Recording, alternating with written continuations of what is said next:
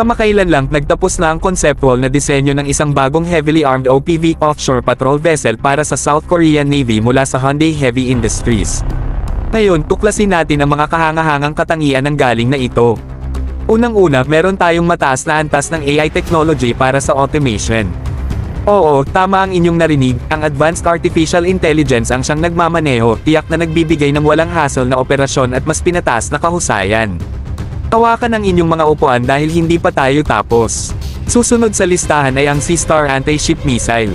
Ang kapangyarihang ito ay may malaking tama, kayang-kayang mapabagsak ang mga kalaban na sasakyang pandagat ng may kahusayan at puwersa.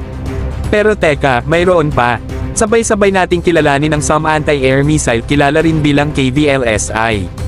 Ang teknolohiyang dekalidad na ito ay nagdadala ng isang bagong antas ng depensa. Kayang labanan ng SAM ang mga individual na target nang hindi na kailangan ng illuminator, at ang kanyang multi-mode seeker ay nagbibigay daan sa kanya na labanan ng maraming target ng sabay-sabay. Talagang multitasking sa pinakamahusay na antas. At alam nyo ba, ang OPV na ito ay may kasama pang UAV, Unmanned Aerial Vehicle Launcher. Ibig sabihin, may mga mata sa langit na magbibigay ng mahahalagang kakayahan sa pagmamanan at pagsasagawa ng reconnaissance.